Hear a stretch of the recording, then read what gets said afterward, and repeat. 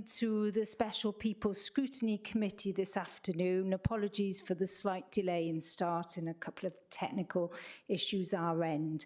My name's Hazel, I'm the Council Scrutiny Manager. So the first item on today's agenda, because it's the first meeting of this new committee, is to elect a chair for today. Please can I have nominations for chair? Can I propose Councillor Laura Wright? Okay, that's proposed by Councillor Jackie Strong. Can we have a seconder, please? I'm happy to second, thank you. Okay, that's seconded by Councillor Jan Butler. We'll invite the new chair, who is Councillor Laura Wright, to come and take her place, and then we will move on to electing our vice chair.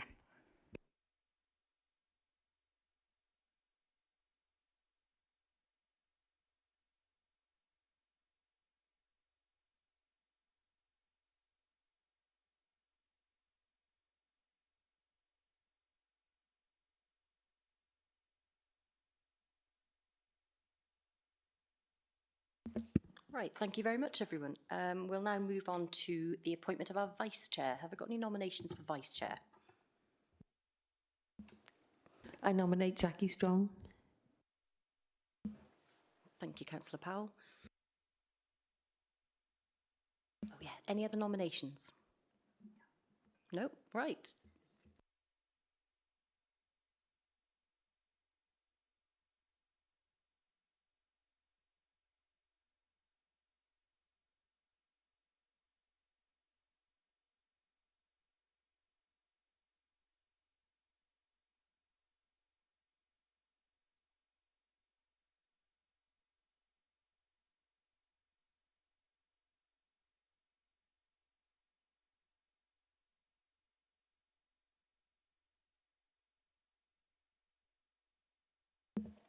Okay, any apologies for absence? Yes, we have apologies today from Councillor Maria Stevens, and we have Councillor Peter Strong substituting. We also have apologies from Christopher Edwards and Penny Jones. Unfortunately, they were unable to make today and they couldn't find substitutes. Thank you. Thank you. Any declarations of interest, or you can raise them as we go through? No? Okay. Public open forum, my understanding is we don't have anybody who's requested to attend public open forum today.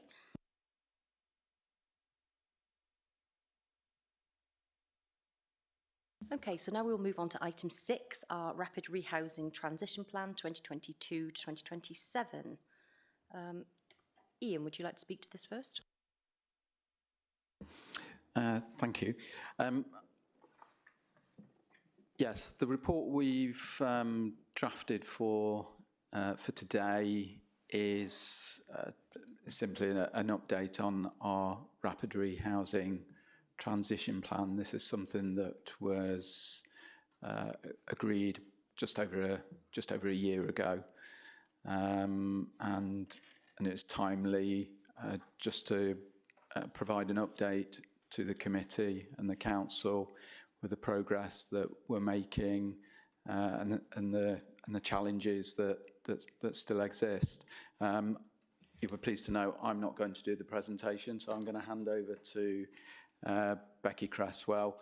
Becky is our strategic coordinator for rapid rehousing. So her focus is completely around the work that we need to do as an authority to transform to a rapid rehousing approach. Well, I'll hand over to Becky, and obviously we're happy to deal with any queries. Just before you start, Becky, I think Councillor... Sorry, I just noticed this screen isn't on. Would anybody mind if I relocate? Is that okay? Because I can see that. Sorry, for those online, Councillor Riley's just moving to get a better view of the screen for our presentation. Thank you, Ian. And just to say, Ian will be making a guest appearance in this presentation, so don't worry, he will be doing his part as well. Before I start, I should mention that the report covers both the Rapid Rehousing Transition Plan update and the update for the Housing Support Programme. For the purposes of the report and today in the presentation, the achievements and challenges that we're going to go through as part of Rapid Rehousing also apply to the housing support programme, as they mirror each other. They were kind of written in tandem with each other. So both applies to both. So just a quick overview on what Rapid Rehousing is. It's the Welsh Government approach to ending homelessness. All local authorities were required to create and implement a Rapid Rehousing transition plan. As Ian mentioned, Monmouthshire's was approved just over a year ago. The transition to homeless delivery is focused on homelessness becoming rare, brief and unrepeated, and that was something that was both HSP and Rapid Rehousing. The key element or the overall goal of Rapid Rehousing, eventually in time, is on the rapid rehousing of individuals, kind of what it says on the tin, whose homelessness could not be prevented. So as in accommodating homeless households into settled accommodation as soon as they present, to avoid potentially damaging stays in B&B and temporary accommodation. The transition plan is a long-term plan. It's initially 5 years, but Welsh Government have conceded that they will almost certainly go beyond that. The focus in Rapid Rehousing is to prevent homelessness in the first instance, which is pretty key. The provision of good quality settled accommodation, and whilst using temporary accommodation, which we are currently in a position where we're having to use temporary accommodation, for that accommodation to be good quality and not shared. So there's a big push from Welsh Government for temporary accommodation to be self-contained and hugely encouraged to move away from shared sleeping spaces as part of that. So kind of night shelters, for example. And the importance of households to receive the right support at the right time, with strong partnership working between agencies. There's a real focus with Rapid Rehousing and the homelessness agenda at the moment in general, in that homelessness is not solely a rooflessness issue. It's not solely a lack of accommodation. It takes input from many agencies to resolve homelessness. Okay. So our current situation in Monmouthshire. We have seen some glimmers of positivity in the homelessness figures for 23 to 2024, but there is not enough to warrant any type of complacency. The numbers remain pretty high, even if they are slowly decreasing. Across the board, the housing team remains under significantly more pressure now than it did pre-pandemic. The number of households approaching as homeless is decreasing, but the proportion of those presentations we have a duty to accommodate is high. It's currently around 64%. So 64% of people who are presenting to us, we are then going on to accommodate. To put into perspective, pre-pandemic, that was less than 50%. This is being reflected in the high numbers that we are continuing to accommodate in temporary accommodation. Prevention, as I mentioned, is a big component of Rapid Rehousing, and our prevention officers made a big impact last year, upping their success rate from 50% to 71%. So last financial year, 71%, the previous year, 50%. They have been helped to achieve this by utilising the discretionary homeless prevention fund. So they have been able to access funding to save tenancies or occupation contracts as they are now, and to help people to avoid temporary accommodation where possible. As has been mentioned, a main aim of Rapid Rehousing is to place homeless households straight into settled accommodation. As you can all imagine, this is considered to be pretty unachievable across Wales at this moment in time. In Monmouthshire, we are focusing on reducing our reliance on B&B, as this is generally considered to be the least suitable form of temporary accommodation for homeless households in terms of well-being, but also in terms of costs as well. As can be seen, the numbers in B&B have reduced and continue to do so. This is at least in part being achieved through our use of other forms of temporary accommodation, in particular our leased temporary accommodation, and we'll touch a bit more upon that later. Social housing general needs allocations to homelessness have remained high, although they did dip slightly overall in comparison to 22 to 23. So far, the Q1 figures are looking pretty good, and the allocations have been upwards of 70% so far this year. This is very positive, but turnover still remains low. It's slightly higher than it was last year, but it still is not meeting demand. As a result, the average wait for social housing for those in Band 1 is increasing. It was at 11.5 months at the end of 2023 to 2024 and was at 13.1 months at the end of the first quarter.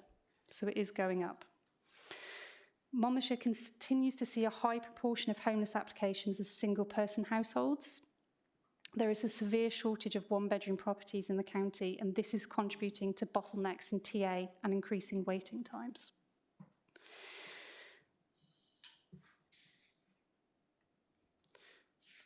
Referrals to housing-related support, another crucial element of rapid rehousing, is getting that correct support, and referrals to housing-related support through the gateway remain higher than pre-COVID. Outside of generic support needs, so support workers will identify what support need each person they're supporting has. So outside of generic support needs, mental health and domestic abuse were the most commonly identified support need. A recent support needs assessment, which was carried out in the last few weeks, demonstrated that there is demand for higher levels of support provision.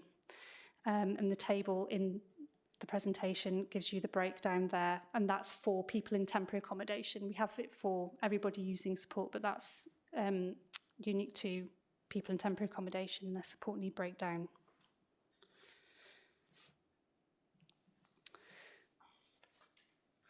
It's been just over a year since the adoption of the Rapid Rehousing Transition Plan, and although this is a long-term strategy and the environment remains pretty tough, progress is being made. Staff restructure has occurred, and the Housing Department has been restructured to maximise efficiency and streamlining for both internally and for people approaching us as homeless. The Housing Options team now have a first contact officer who acts as a first point of contact, an additional senior accommodation officer, and the HSG, so the Housing Support Grant and Gateway teams, were recently aligned and now sit with the wider housing team under the same management, which makes partnership working much easier. As part of our prevention strategy, a review of public homeless communications was carried out. As you can all understand, and I'm sure agree, that homelessness legislation is not always the most straightforward and plain English. So we had a look at what communications we were putting out to help people navigate the homelessness process and encourage people to come forward if they're having any problems. As a result of that, work started on updating the information on homelessness, the application process on the website to ensure that our information is relevant, easy to understand and accessible. This continues to be ongoing.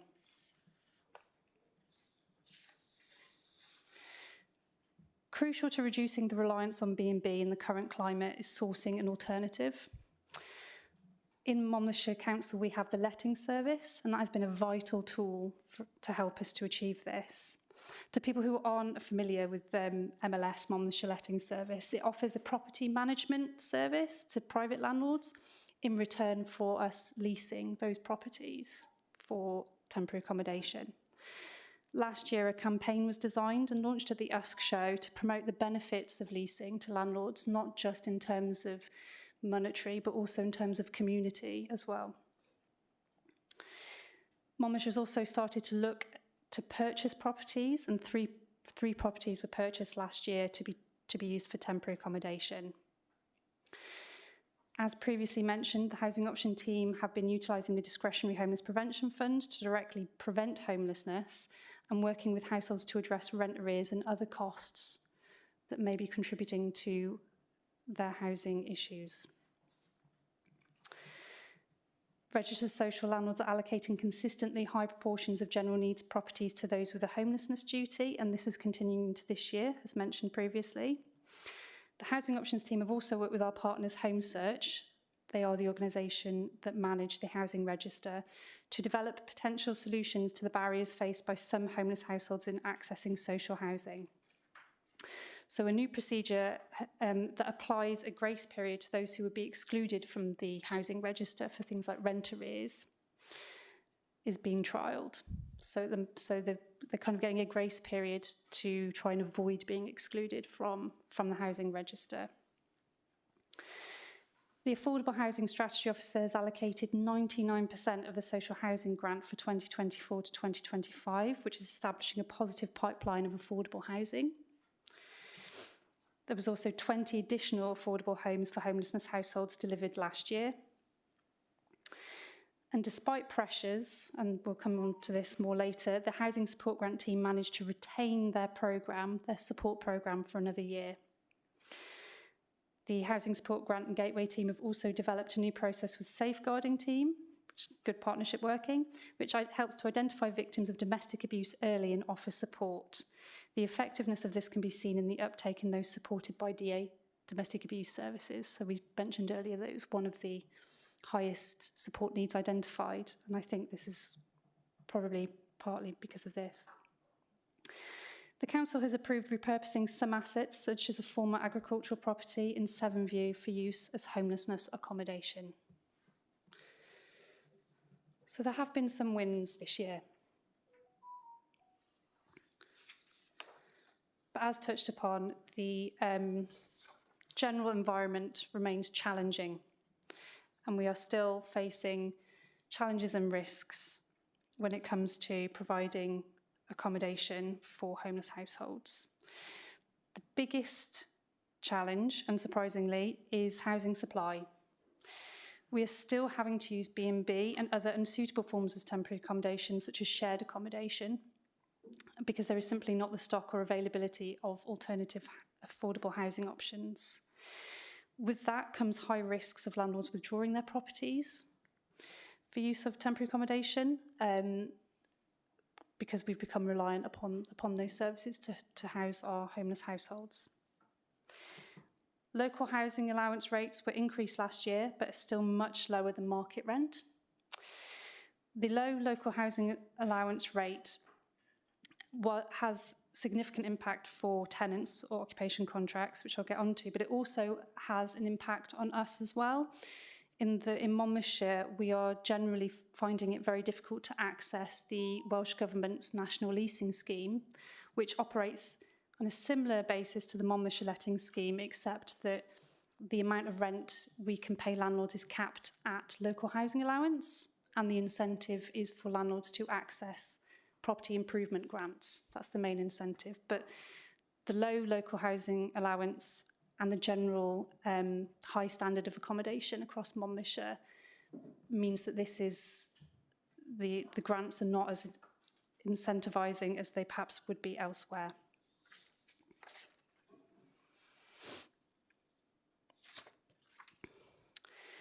The discrepancy between local housing allowance rates and market rents in Monmouthshire means that the private rented sector is not accessible to the majority of homeless households. We've got a table there that shows the new local housing allowance rates alongside the cheapest properties of each bedroom size that I found when I looked on Rightmove on Monday. So that's pretty current. It should also be said that market rents are so high in Monmouthshire, and I believe that they are among the highest in Wales.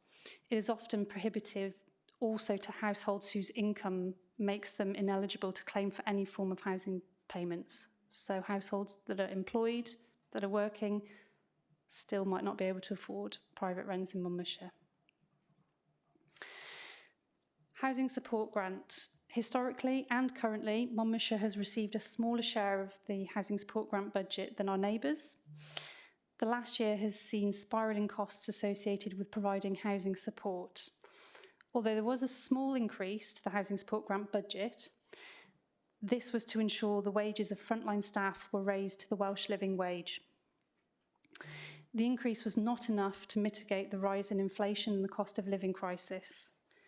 As the budget becomes tighter, the long-term sustainability of the HSG programme, Housing Support Grant programme, is thrown into doubt, By working with providers, the Housing Support Grant team have managed to retain the full programme for the next year, but even with capacity remaining consistent, there are waiting lists for some services.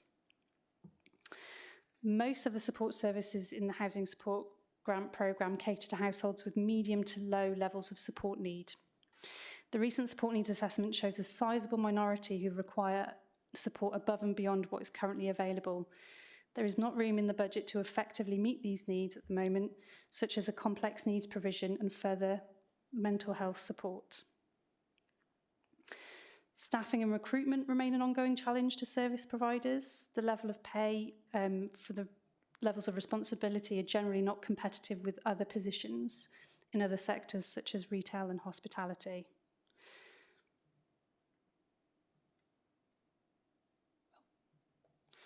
And I'm just going to pass over to Ian to speak more about the challenges to temporary accommodation costs.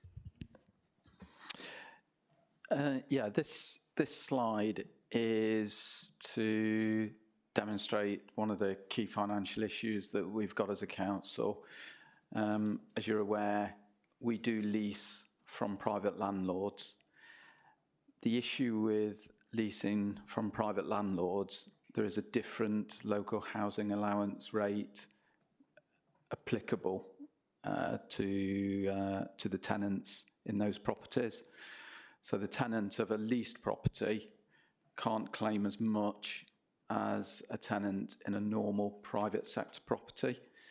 The actual LHA rates for leasing date back to 2011. And this slide just seeks to highlight the issue for us. So we're charging tenants at that LHA rate, but paying landlords significantly more to secure the property. Jay, would you mind? Does that also include when we lease from the local housing, from Monmouthshire Housing? Would that also comes under the same? Yeah. Thank you. Yeah. So as costs are rising, our cost pressures are increasing. I know we had one property approved the other day, and it's going to make a loss of probably around £7,000. So good quality accommodation, and it's significantly cheaper than B&B, but it is still a cost pressure. Obviously, Becky's mentioned B&B as a cost pressure, but we also have a cost pressure around repairs and maintenance. Some of that is damage. Some relates to high turnover. Obviously, people aren't staying in these properties permanently, so we've got a relatively high turnover going. So again, that's the repairs and maintenance issue is something that we need to consider going forward as well. Okay, so those are our ongoing challenges, or a flavour of our ongoing challenges at the moment. What are our priorities for the next year? So our priorities for the coming year is for work to begin on repurposing a care home for use as temporary accommodation. Work has already started on the Housing Support Grant recommissioning process. So all services are in the process of being reviewed, and a recording system has been introduced to better track the support needs of service users so that services can be most effectively aligned. Several pilots have been confirmed to meet support gaps identified: a hoarding service, a domestic abuse screening worker, and 2 support workers that will be based in the new temporary accommodation unit at Severn View. Repair and maintenance procedures are to be reviewed. And as part of our prevention strategy, a campaign aimed at landlords is in its planning stages, hoping to target landlords with information on support and advice available for struggling tenants, or contract holders as they are now, to intervene prior to crisis point. So those are our main priorities for the upcoming year. That's our presentation. Lovely. Councillor Powell. Thank you, Chairman. Thank you for the excellent presentation. It brings a lot of things to light. Can you answer, what happens if people in, as a family, in bed and breakfast, what do they do for the meals the rest of the day? And are they allowed to stay in that bed and breakfast during the day, or do they have to go out and come back? Hi, I'll answer that. Yeah. Jane, I'm the Housing Options Manager. So in terms of families in bed and breakfast, I think sometimes that can be little bit misleading, because the majority of our families that are in a bed and breakfast cost arrangement are in serviced accommodation. So actually they do have facilities to make food. So it's on a B&B nightly cost, but actually there is facilities there for cooking, because they are actually self-contained holiday accommodation that we are using. We don't, for those families that have to stay in a bed and breakfast arrangement very briefly, we don't expect anybody to be leaving the properties during the day. I know that has been an expectation of the local authorities, that they have to leave by 10 o'clock in the morning and come back in the evening, but actually they can occupy the rooms all day. So that's not an issue. That's answered that one. Yeah. Another quick question is, you know, to me it's most important that however small accommodation it is, for people to have their own space, not being in with any others. Do you find this a problem? Do you have to mix families sometimes because of, or can they have their own small, even if it is a small space? We do have shared family temporary accommodation in Caldecott, but there is a lot of communal space there for the children. There's also a playroom that we've got there as well. So you know, we try, you know, we tend not to have accommodation that mixes families in shared accommodation, but where we do have it, we do have that ample space for people to mix, and actually it works really well for us. Thank you very much. Councillor Butler. Thank you. Sorry, I don't know where my voice has gone today. Try again. A couple of questions for Becky, actually. Thank you very much, Becky, for your presentation. This is my first People Committee meeting, so you're doing a great job. First of all, I noted that how many additional affordable homes are anticipated to be available in 2024-25? So that's the first question. The second one is, could town and community councils be contacted to promote the MLS service, because they'll be able to put stuff out on their social media pages? This is about Sevenview, which passed happily through planning yesterday, which was great. But it is just for single-person households, isn't it? Yeah. Okay. Do we have any sort of similar places that we, you know, in our housing stock or our stock that are for families? Yeah. Well, our PSL leasing, so the main properties that we lease are self-contained properties, so 1, 2 and 3 bedroom houses for families. So if families are coming into temporary accommodation, we try and match them to our properties that are self-contained houses within the community. So that's the majority of the majority of our families will go into self-contained accommodation. So yeah. Okay. Yeah. Thank you. And there was one free in Bakewell as well, I'm afraid. Well, I didn't quite understand what you were trying to tell us about the housing support grant.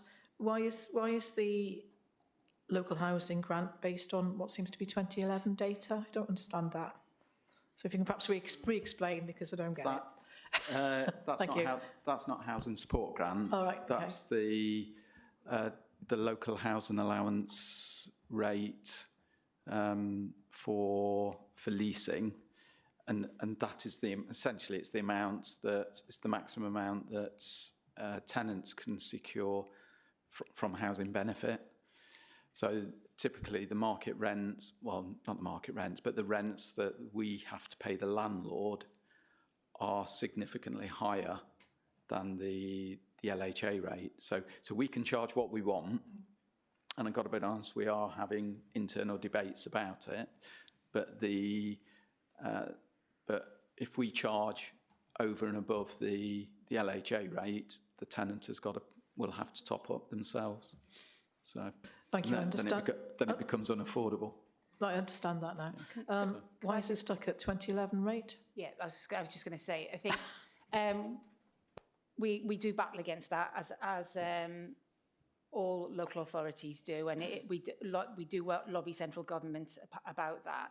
It's to do with I think an issue that occurred across the London boroughs in terms of private landlords committing fraud in relation to the amount of rent that they could ask from housing benefit in relation to some of that temporary accommodation that was leased to local authorities, and it was a way of kind of keeping a cap on that. But what it has done is just completely disable the leasing arrangements for local authorities for years. And even though obviously the local housing allowance was addressed in general last year, this wasn't looked at, and it kind of it has slipped under the radar as the victory that finally the local housing allowance has been looked at and been raised for more, to make properties more affordable and hopefully prevent more people becoming homeless as a result. However, that was kind of swept under the carpet and wasn't reviewed. And again, it has been lobbied against. Maybe now with the change of government, it can be looked at again. So yeah, that's the reason. Okay, thank you for that. So this is Westminster government, not Welsh government. Okay, thank you. Yeah, sorry, and just to come back on your first couple of questions, no, it's okay.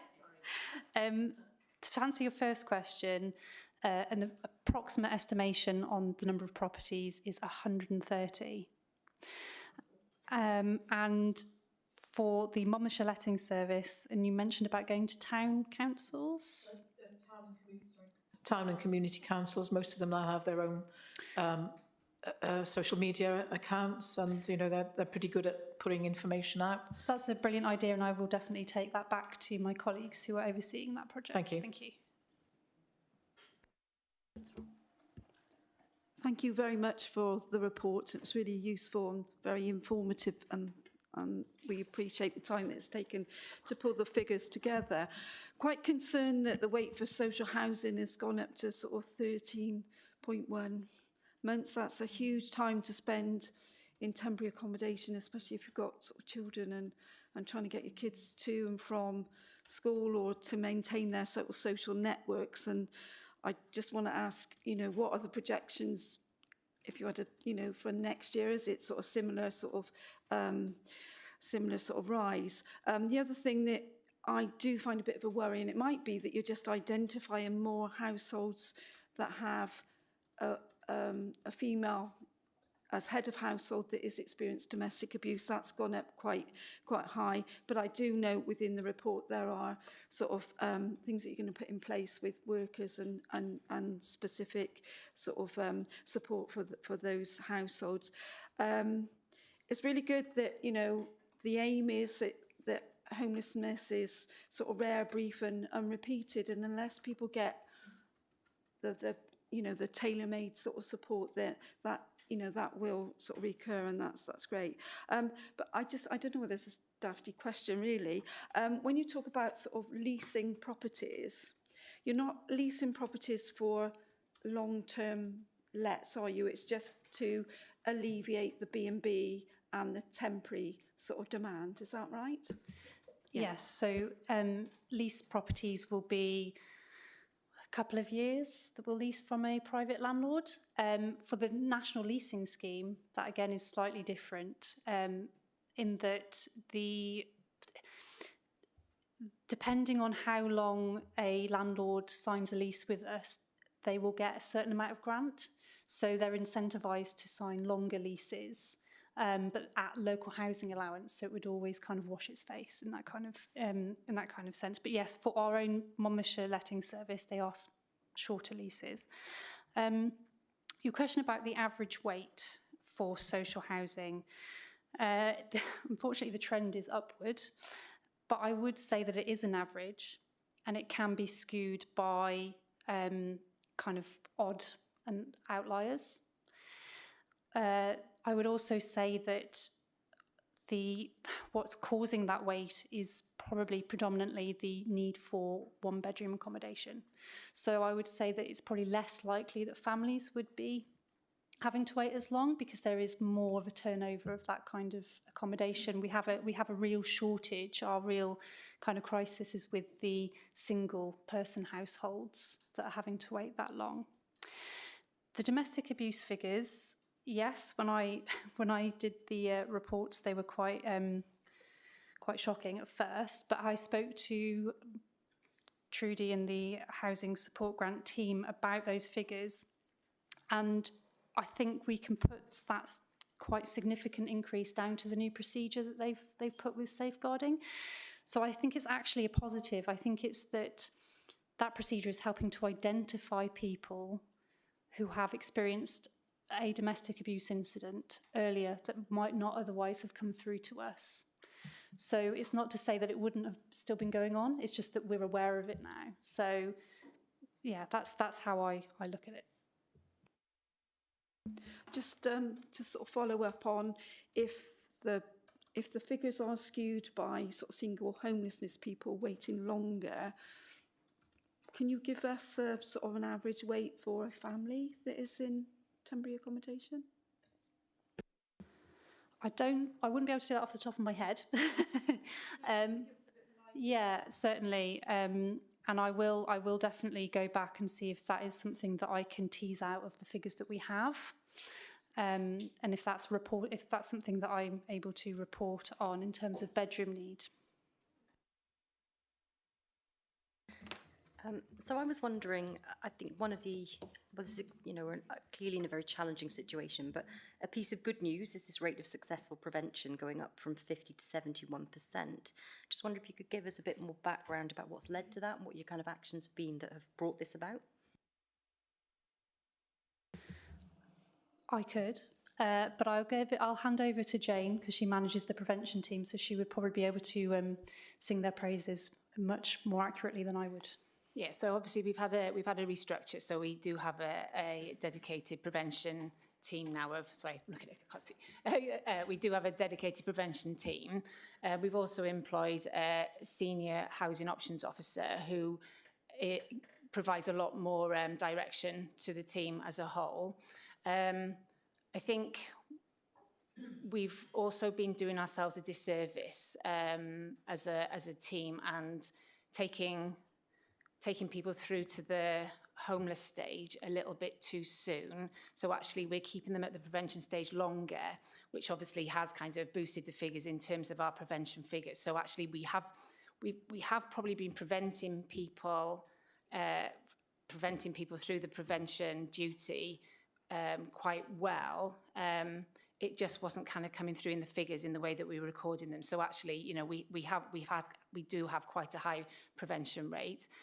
We've also had an increase of Ukraine families coming through that are at risk of homelessness. So we've been incredibly successful in preventing the families and the households coming through to temporary accommodation.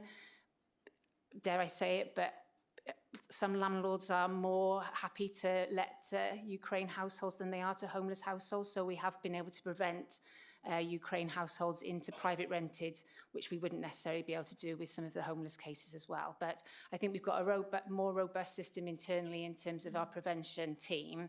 And there are other factors that, bringing in other households that have boosted that figure as well. But I think we are continuing on our journey in terms of our prevention team, and I will look to review what we do again this year. Now we're more established as a team, but yeah, it's been really healthy, and happy to see that, and it does give us a good morale boost in the team to see that as well. Brilliant, thank you for that. Okay. Another thing I was wondering, the Monmouthshire letting service, how successful have we been with that? And I know there have been lots of efforts to promote it, and as Councillor Butler suggested, we could approach town and community councils about it. But I know when I've suggested it to people in my area, there hasn't been, to the best of my knowledge, any take-up. So kind of across the county, how's that looking? Do you want me to carry on? Is that okay? Yeah. So we've now got also, as part of our restructure, have pulled out pulled apart our senior officers' role. So we have got a senior accommodation development officer now that is solely based in developing our portfolio of accommodation. We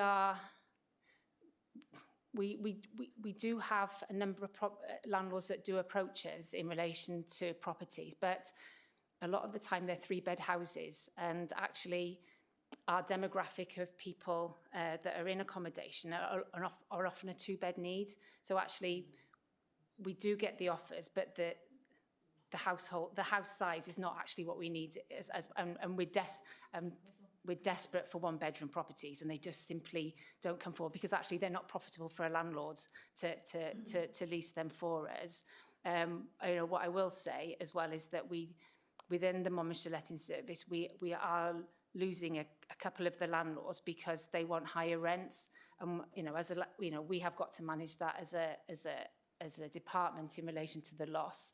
And sometimes we're not able to negotiate to the level that they want to take those rents to, and obviously we have lost a number along the way. So as much as we gain, we do lose as landlords are asking for higher rent increases that we're not able to accommodate, so we do lose as well. So it kind of floats around the same mark really. So yeah, but I take on board what we said about promotion. We do also realise that a lot of the landlords that have come forward are an older generation that may not use social media, so we're looking at targeting, again, the surgeries, the libraries, other, Waitrose, dare I say, Waitrose and other supermarkets are available. So, but to look at trying to get that message out a little bit further, but not just through social media, because we do know that social media doesn't work for everybody. Yeah. Just to also add, that we are also looking at targeting landlords in general, and as part of that will be the kind of advertising Monmouthshire lettings. So we had a first kind of landlords forum recently where it was mentioned, and we've had members of staff go along too. So it's just kind of a continuous messaging that we're kind of putting out and targeting landlords. Councillor Riley. I do have a question, but could I just add something to the point that you just made, is that I think in terms of private landlords, buy-to-let mortgages have gone up by 400%, and that is probably why it's not a popular, that you can't afford to pay enough, if I can put it that way. Is that fair? Yeah, and they're also looking to sell the properties as well. There is that side that they give us notice because they want to sell the properties as well, which has increased. Thank you. So can I ask my question?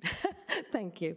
I wanted to know, and it may be that I've been misreading things, is unsuitable accommodation, where somebody's been assessed as being in accommodation that's totally unsuitable for them, does that also qualify as being sort of homeless, at risk of homelessness? In the context of the report, are we using the word unsuitable accommodation? And suitable accommodation would be bed and breakfast in the context of the report. So, unsuitable accommodation, temporary accommodation would be... I'm thinking of somebody who might have protected characteristics and can't leave a bedroom because the house that they live in is just totally unsuitable. Yeah, so that would come under the same. that would come under a homeless application. Okay, thank you. Because somebody in my ward is in that position, hasn't been able to leave a bedroom for 2.5 years, unless the paramedics come in and take them for a medical appointment. They do have protected characteristics because it's an ex-serviceman and his family. And if I'm reading this right, that Welsh Grants Guidance prioritises homelessness, so they would come under that. And yet we have recently purchased a property via Welsh Grants for a different category for which the council has a statutory duty under another budget. And I just want to know why someone like a serviceman with protected characteristics has not been prioritised whilst being in that unsuitable accommodation. Thank you. I think one thing that we do find is that I think you're probably referring to the Forces Covenant, and the Forces Covenant is about ex-forces or existing forces people not being disadvantaged by the mere fact that they are in, that they've been in the forces. So we've, you know, so we have reviewed our policies and procedures around that. So, and I think that's probably an ongoing. There's a review going on around the policy at the moment. So again, that will be another opportunity to revisit that. But people, I think I've seen it. Sorry to interrupt. I have seen it classified as a protected characteristic in your report. I'm sure I saw that. I don't. Maybe I'm not. Maybe I have. I mean, we can double check that. But I suppose what I'm saying is that by virtue of being in the forces is not it's not an automatic priority. It's about making sure that they're not disadvantaged. Okay.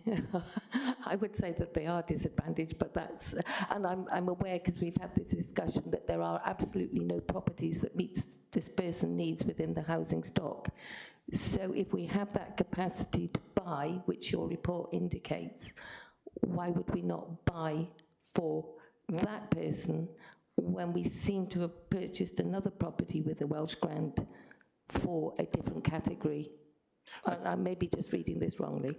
Well, the property you're referring to hasn't been bought for a particular person as such. So I think the key thing in terms of all the accommodation we acquire, whether it's buying it, leasing it, the housing associations building it, it's all about being driven by need. So the need you're referring to is a need without doubt. And in terms of the council's decision that we will start buying properties, yes, we've only bought the one so far, but the local need that we've got will inform the properties that we purchase. Sorry, I thought you paused. And I was in, I'm sorry. But I'm referring to 2.19, page 30, requires any property purchased with grant funding, and it does refer to Welsh Grants guidance, to be prioritised to people in temporary accommodation / homelessness duty. Is that the TACP funding and the SHUG funding? Yeah. Yeah, so there's TACP is one of the lines of grant funding, and it is a condition of TACP that any property that's bought using that money would have to go to somebody in temporary accommodation. And obviously I take the point really that the household you're talking about is not in temporary accommodation, but that is something that we have flagged up and questioned with Welsh Government, because we do have a number of other households across Monmouthshire who are not in our temporary accommodation, but they have got a homeless status. So therefore they are helping us, and we do consider that term and condition for that grant is unfair and disadvantaging a number of households. We did meet with Welsh Government last week, and that was Jane requested that was an explicit point that we raised with Welsh Government. So we have put it out there. But going back to your point, if we use other forms of grant funding, it's not an issue. So we can buy a property, and we would buy it in the knowledge that there is a need for somebody or somebodies. Okay, thank you. Okay, I see you online, Councillor Howarth, but can you use the raise hand function in the chat in future, please? So, Councillor Howarth. I'll try my best, Chair. It looks as though, you know, we discuss this problem we have on and off, on and off, on and off for every year, really. But the single person issue we Sorry have to now, interrupt you, which is Councillor Howarth, but we can't hear you very well. Is there any way you can turn your volume up a no, bit? Okay, no, we'll listen can't hard then. really, no. I'm on screen, yeah. There you go. The single person issue is not really an old issue. It's just that it's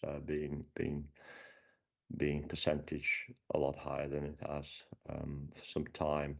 When you say single person, does that mean single person with children, or does that just a single person itself, single individual, reference to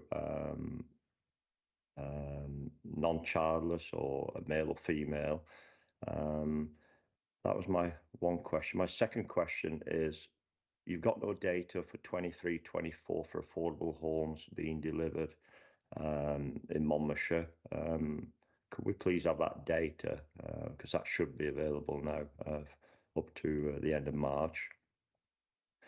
And perhaps when we're saying homeless,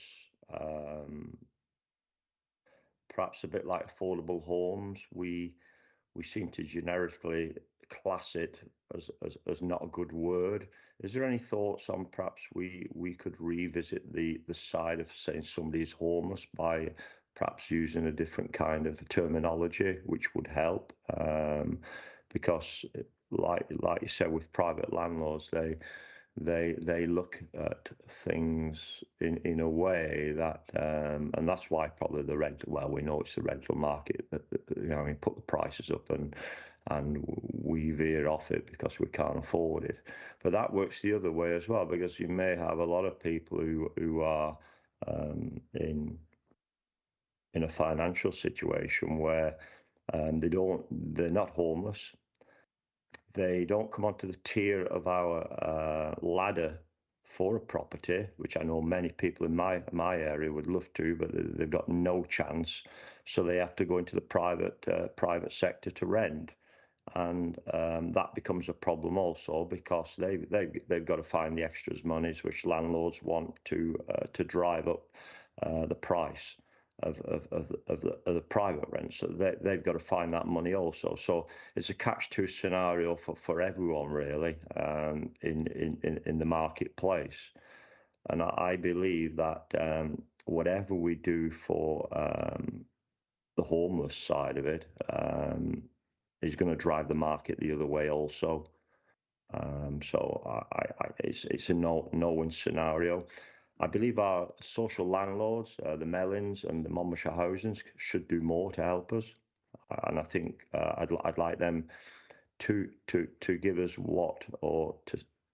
there's nothing in there saying what they're doing to try and help us in this matter, because they will have far more grants than we can ever possibly obtain to resolve some of the issues they have. But it's been brought to our knowledge as a council that actually some of these companies are companies. They're running a couple of portfolios. They're on the private sector nowadays, some of them. So that doesn't really help us in a way of the marketplace. And this is what it's about, is the cost of delivering a place for somebody who is homeless. I know in Newport, a lot of people are doing bedroom rents to the council. So a single person will rent out their bedrooms. So it's a shared bathroom and a shared living room, etc.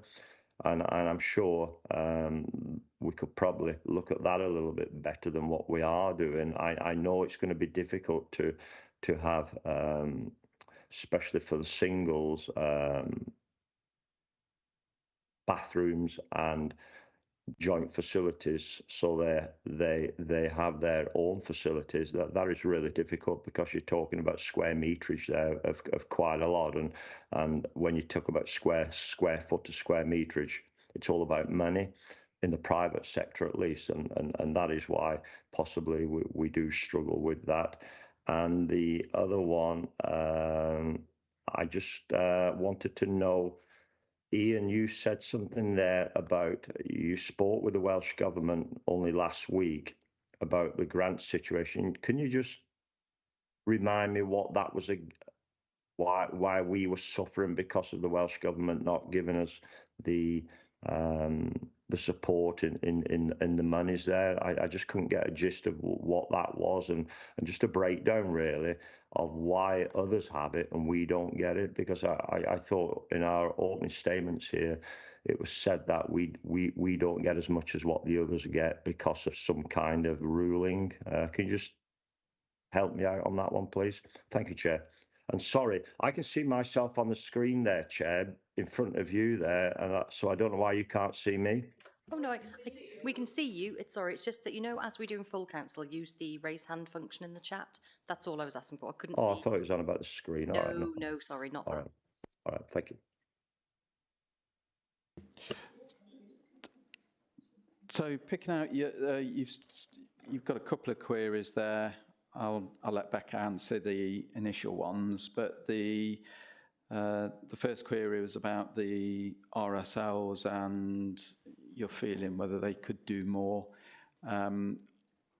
We take the view as a team, we're very fortunate with the local housing associations. We believe that we are well supported by our local housing associations. We've got good relationships. I mean, there's always the argument they could do more. I'm sure they could, but our experience is that they are always open to a conversation and happy to sit down with us and explore whatever. I mean, I can tell you that they have redesignated, or certainly Monmouthshire Housing have been the landlord with the larger stock and the older properties.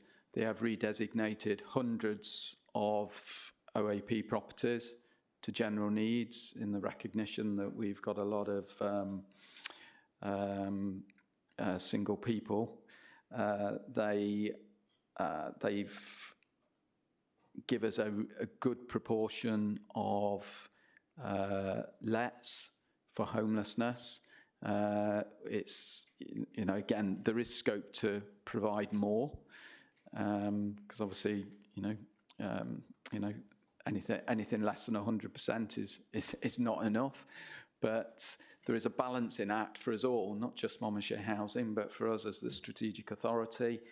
217 general needs lets last year.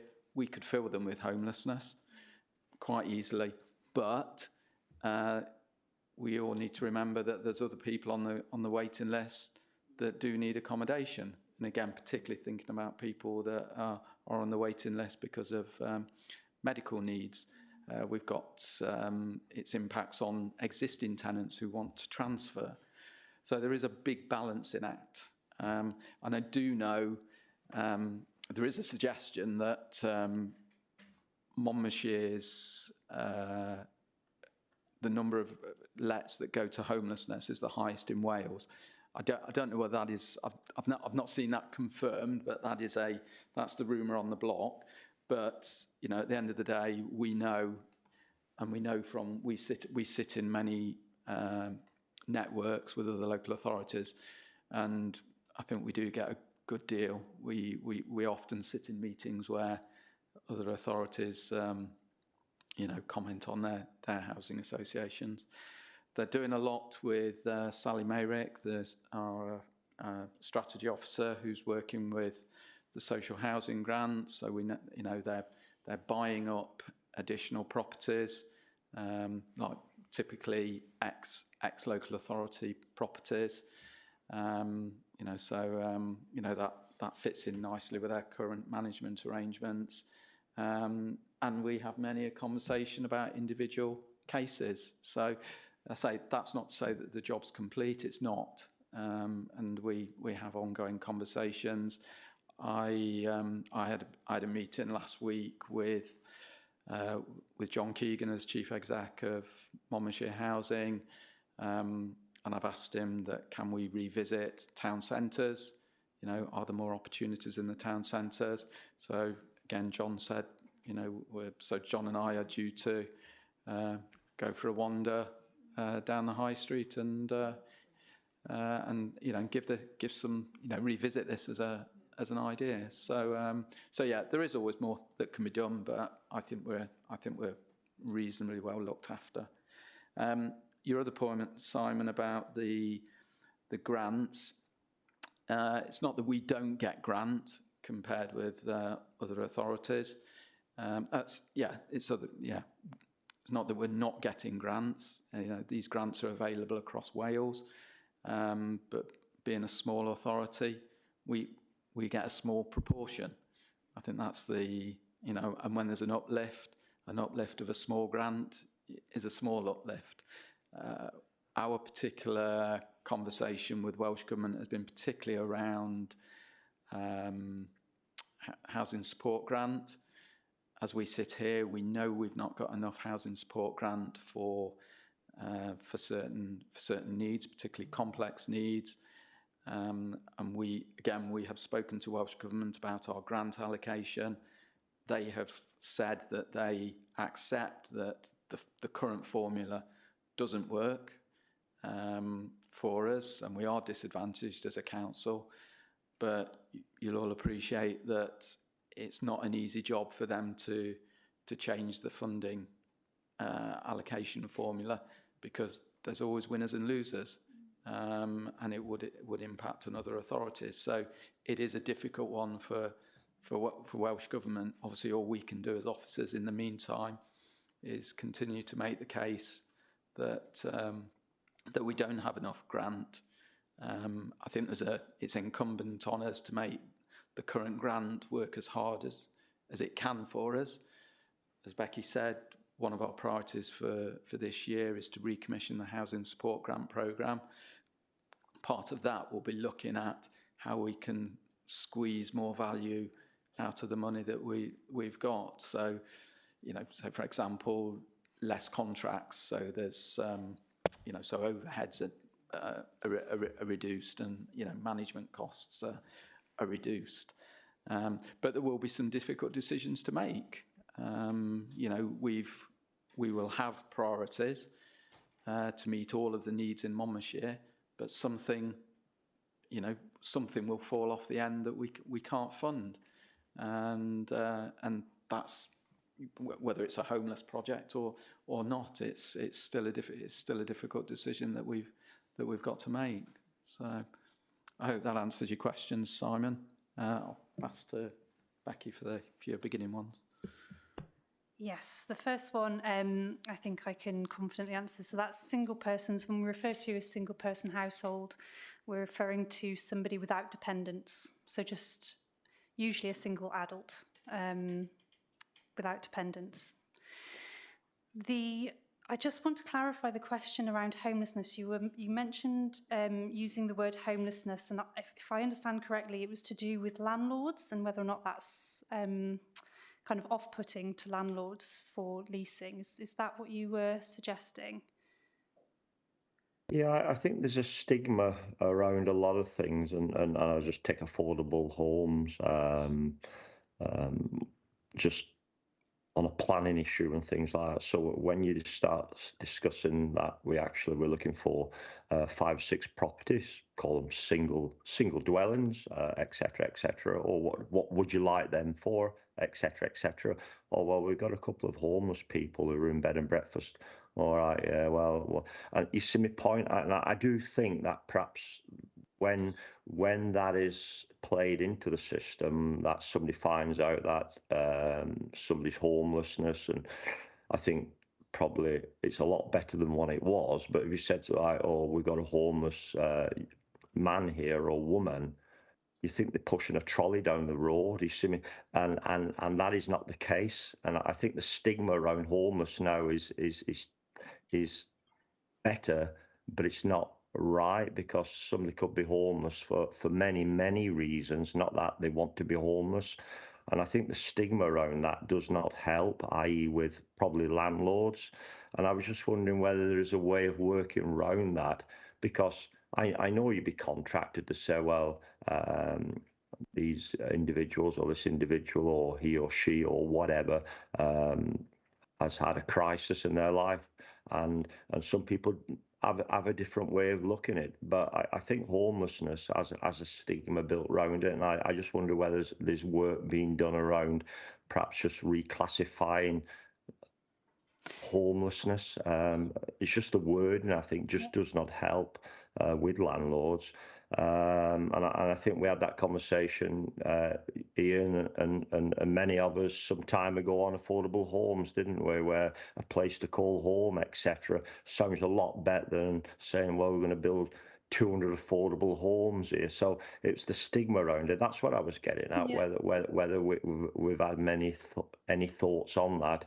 And I suppose it goes back to my one of my questions I was going to ask, but I did forget, was about the refugee status and refugees coming into the county, and the Ukraine issue, which was mentioned there. They haven't helped, and it's not going to help until we resolve some of the crises in the world, like. And I just thought, well, perhaps homelessness needs to be perhaps configured in a different way. That's all I meant, really. Yeah, so I understand what you mean, and homelessness can be quite a loaded term.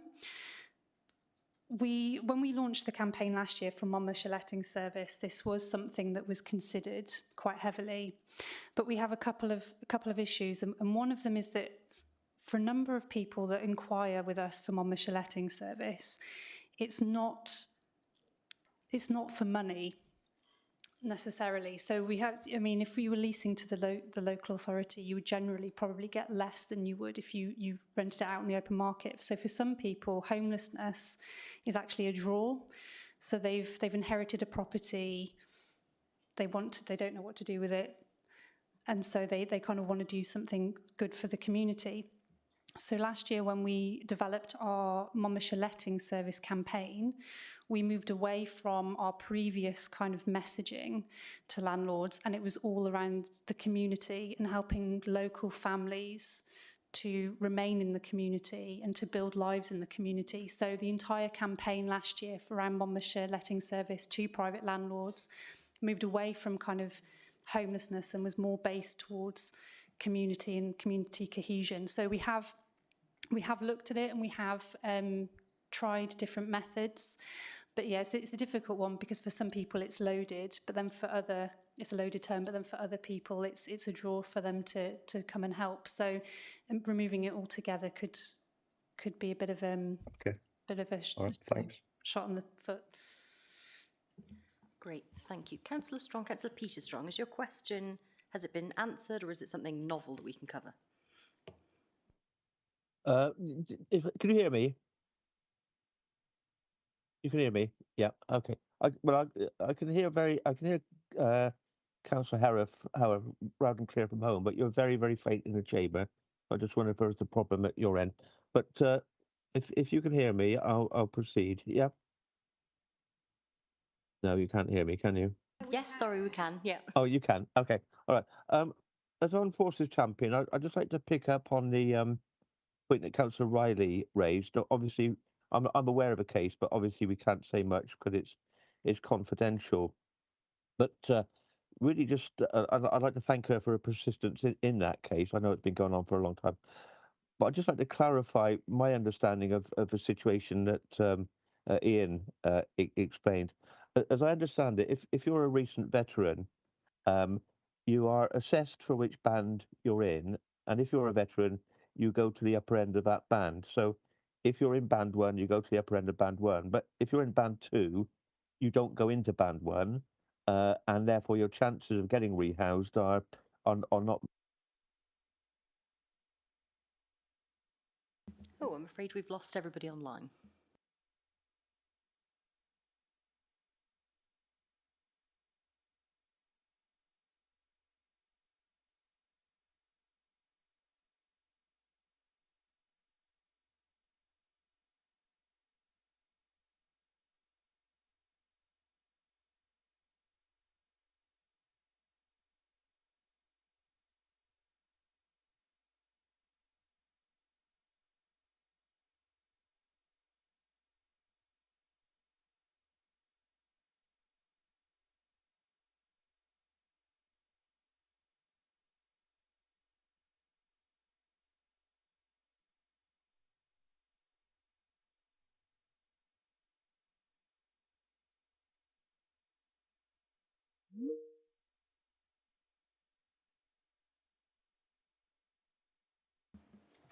Great. I think you're back with us, Councillor Strong.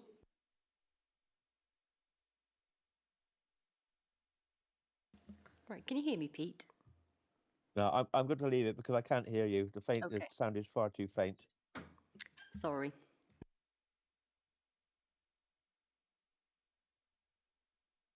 Okay, I'm afraid it's as high as it'll go, Councillor Strong. So, can I suggest that I touch base with Councillor Strong, Councillor Riley after the meeting about the particular household that... Any other questions? I think we've done a pretty comprehensive cover of this. Incredibly. So I have on my list 2 points for us to follow up, which I think your team is going to take on. One of which is the promotion of MLS through town and community councils, and the other is whether we can have specific data on the waiting time for families, because the average rising wait is generally due to the bottleneck and a lack of single-person households. Is there anything else anybody feels outstanding actions? Chair, may I just point out the latter part, that the efforts that our officers make to the Welsh Government, making sure that we have a fair share of the HSG, which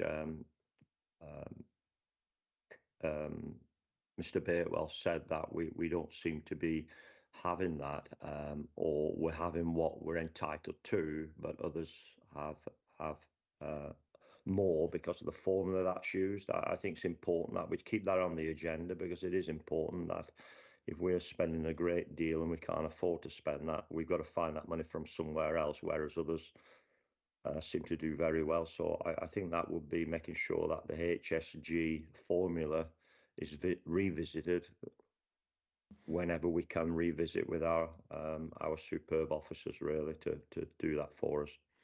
Lovely. Thank you, thank you, Councillor Howarth. No, lovely. Well, thank you very much. That's been really interesting discussion and very comprehensive. Thank you for your time.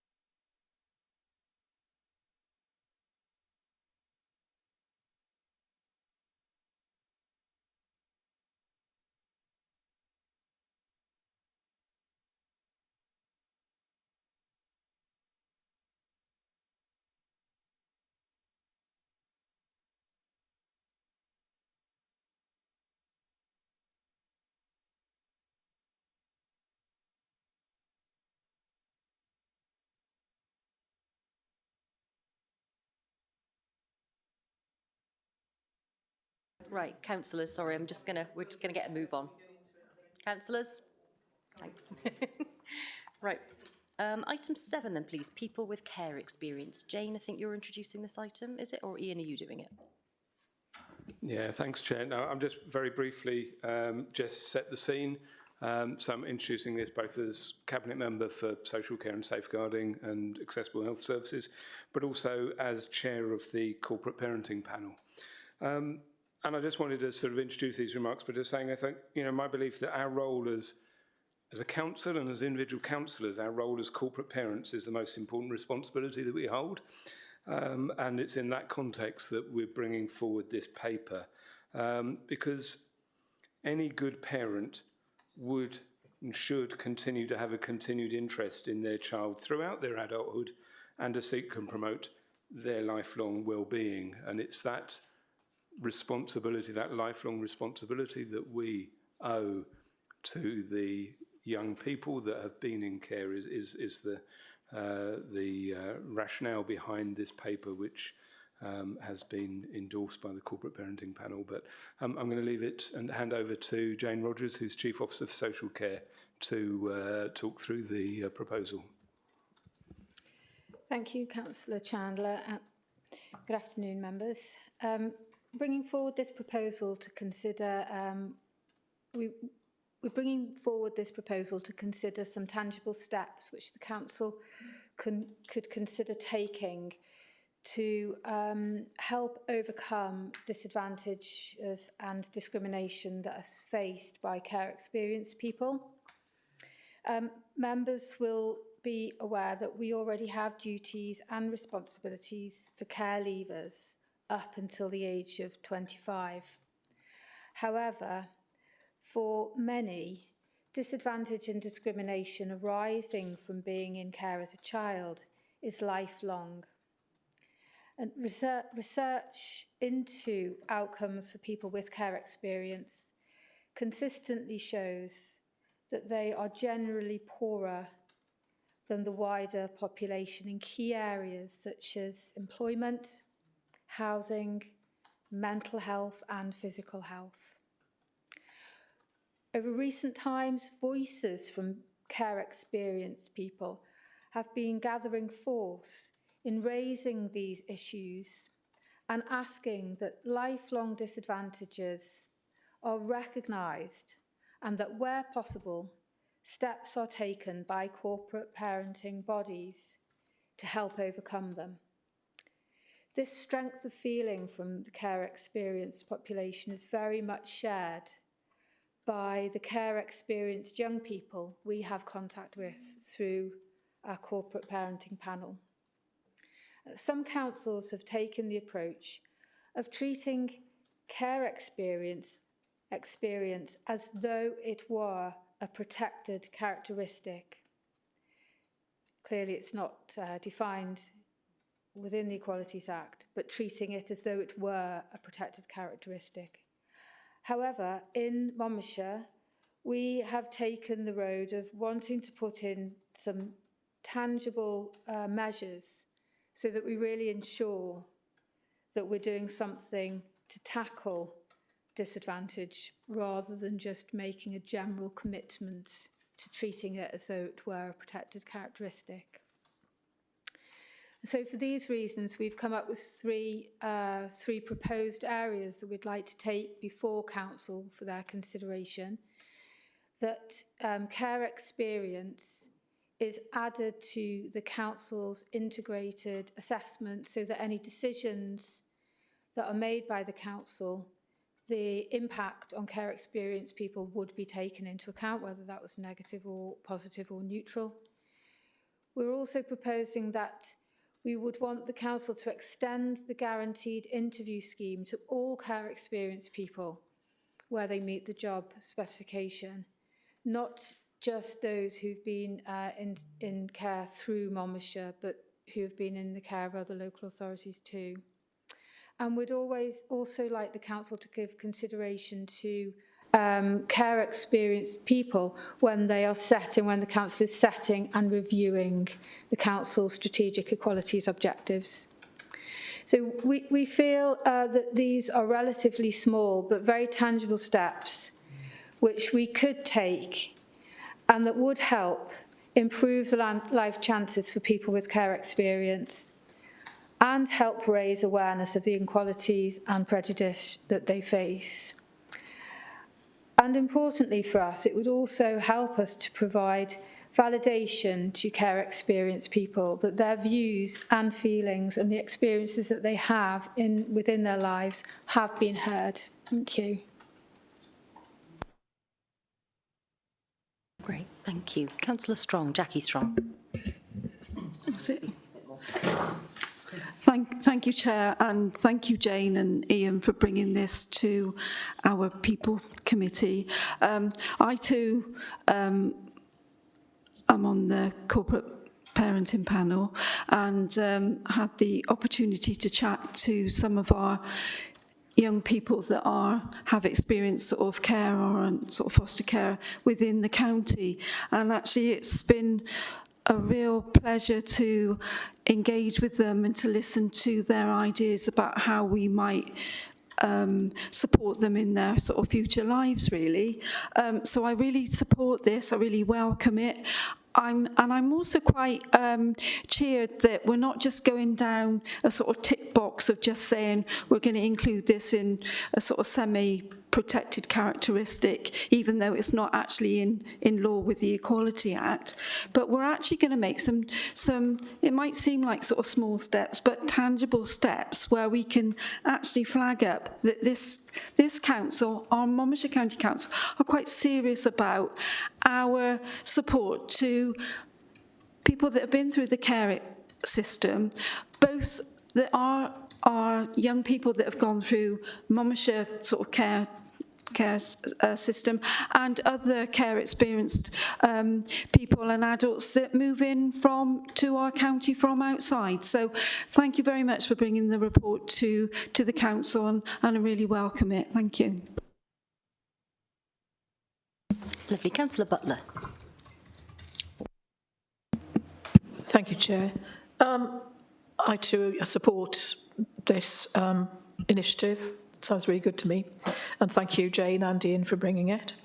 I have got a specific question, really. Will there be a specific question on an application form to help us as to identify the care experienced applicant?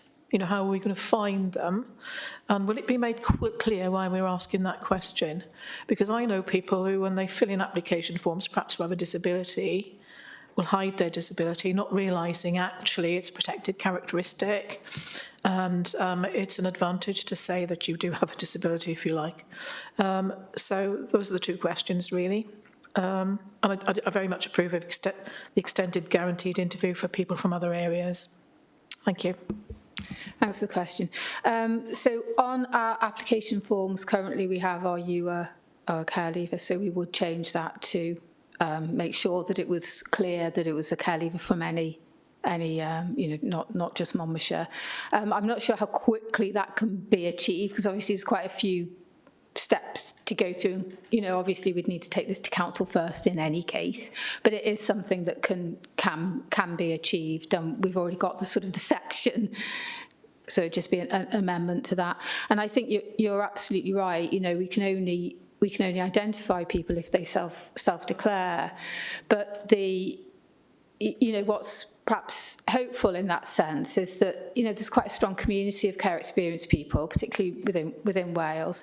And, you know, the more councils that take these very active steps, the more word, you know, will get out within those communities to say, you know, look for it on the application form, tick the box. It's because it's a positive. We want to positively discriminate, you know, we want to positively recognise that you may just need that extra step up. Thank you. Great. Councillor Powell, I'm going to come to you next. Yes, thank you very much, Chairman. Thank you for the report. You were mentioning the fact that we look after the young people up to the age of 25. What help is there after that age for sort of a bit further on? One reason I'm asking is I've got an autistic grandson, who's slightly autistic, and he lives down in Bromley in Kent, and he's now 27, and they found work for him in a hospital where he goes and makes tea and helps clean and all that. And there seems to be quite a bit of help for them even after 25. I wondered, how do we give any help after the age of 25 much? For people with slight problems? Well, yes, it'd be through our care assessment processes if, you know, if they had care and support needs.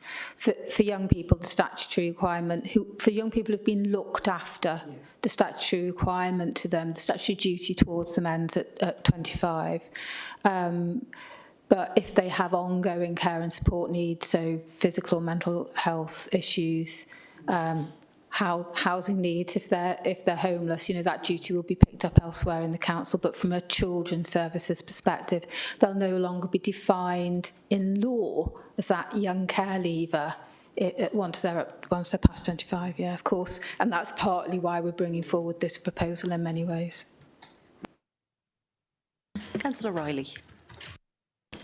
Hi, thank you both very much. You won't be surprised to know that I know somebody in this category, and I'm a little bit, I just wanted to sort of, I welcome what you're saying, and I note that you say that it's a lifelong responsibility to parents, and that there is a lifelong disadvantage in employment, housing, physical and mental health.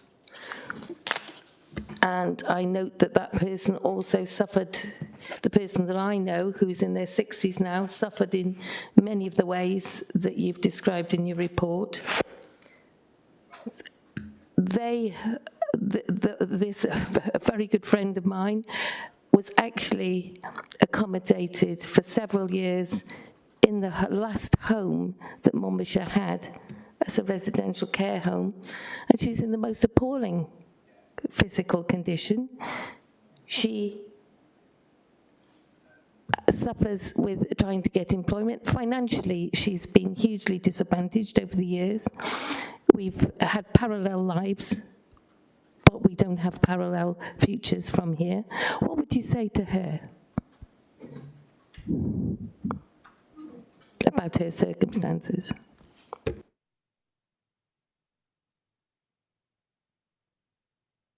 I think that's, sorry, can I just come in? I think that's a very specific question that probably doesn't come under the remit of this report, and I wonder whether that's a conversation you could have in a closed forum, because it is, I think, at risk of disclosing personal information. Which she wouldn't mind. I'm just aware that a lot of the report discusses about the lifelong disadvantages, but doesn't really offer anything. Thank you. I mean, as we say in the report, and as you've highlighted, you know, there are lifelong disadvantages, not all of which we have the powers in the council to address. And, you know, and I think if you're talking about financial disadvantages, I mean, we, in our role as corporate parents, try to support our children in care and our young care leavers to develop their skills, whether it is where we support them with driving lessons, for example, when they leave care, or in housing, training, employment, things like that. I mean, and as Jane said, our statutory responsibilities end at 25, and this is why we're trying to think, what could we do that's within our powers to further that on? But absolutely, I think there are issues in terms of our national benefit system that don't necessarily recognise some of the disadvantages, you know, because as we know, those things, I mean, you know, I've got children who are still living with me at home, but I've got, you know, a child who's 34 and still calls upon me from time to time, although actually, you know, has just this year been able to manage to get some permanent housing with our help, you know, so that help never ends. And I think if you haven't got that help around, then we've got to do what we can around that. But I quite agree, you know, and this is why we're putting this forward. Those disadvantages, if you haven't got a family, a birth family to fall back on that can support you emotionally, financially, practically, you know, how to, you know, plumb in your washing machine, things like that, all those types of things, or fix something, you know, then you are left to your own devices. We can only go so far. So we've identified what we could do. It is a very small way, but it is a tangible way to try and redress some of that. But clearly other organisations also need to step up and take those responsibilities forward. And my start would be with the UK government and the benefit system. Great, thank you. Any further questions? No, I'm not seeing any. Right, lovely. Thank you both, Jane and Ian. Thank you both very much for your time. Unless you've got anything you want to add? In terms of conclusion? In terms of conclusion, I think it is, yeah. Grand. All right, thank you very much. Yeah, of course, I'm absolutely supporting this completely. Thank you.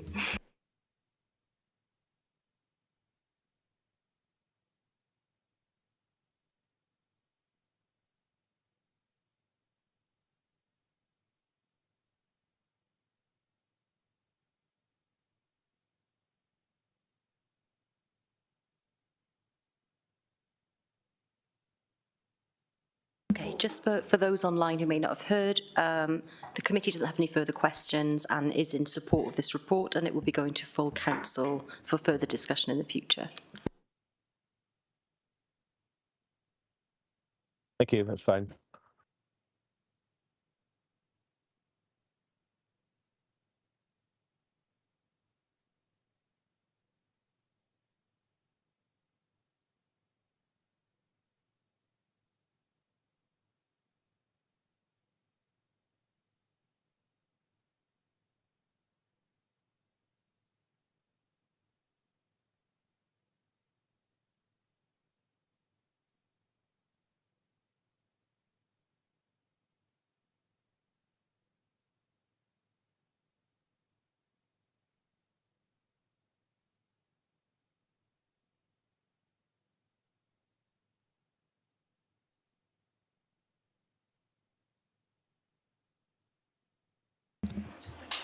Right, item 8, councillors. Yeah.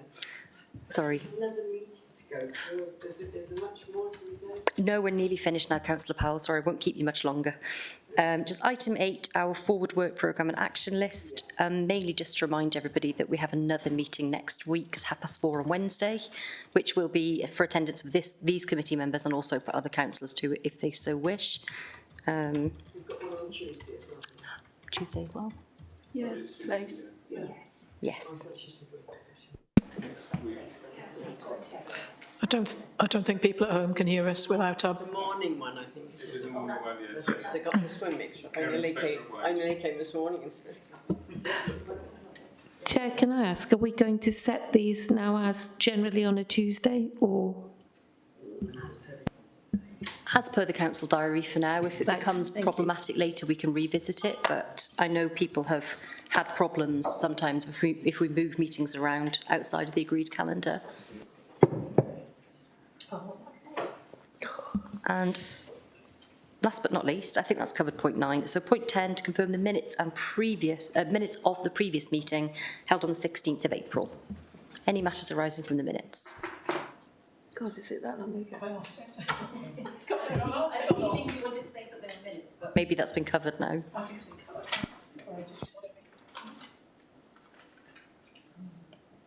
Oh. Lost it now. Well, about the community councils being contacted. Oh yes, that's been covered under actions from the report. It was about the MT. I think it was covered, wasn't it? Lovely, so that was covered. Great, okay, so our date of our next meeting is the 23rd of July 2024 at 2 p.m. Am I sorry? It is 4:30 p.m. Oh. 9:30. I got the Tuesday one at 9:30. I've got the Tuesday one at 9:30. Yeah, I'm getting people and place mixed up. I'm really sorry. Yeah, so we are. I was right first time. 2 p.m. 2 p.m. So it's not 2 o'clock then? I've got it in at 2 o'clock. 23rd is up to 9, surely. So it says in the diary. It says in my diary. I seem to have 2 of them in. I don't cancel anything. Okay, it's as per the council diary. If you check the council diary, you'll see that we've got a meeting next week. We're discussing home to school transport policy, also care inspectorate Wales. And then later on, there's a meeting on Thursday, which is the proposals for Gypsy and Travellers. That is Place Scrutiny Committee. So check the diary, but my computer's currently crashed. Otherwise, I would check it for you. But we've checked, it's a 9:30 meeting, as in pre-meeting, 10 o'clock start. Okay? Yep, sorry for the muddle. Is it because we've had, the election? Is this why we've had two Yeah, meetings? that's where it's all crammed in. Okay. Right, well, thank you very much, everybody, and that concludes our business for today. Thank you very much. Well done, Laura. You was right as well. Chair. Hello.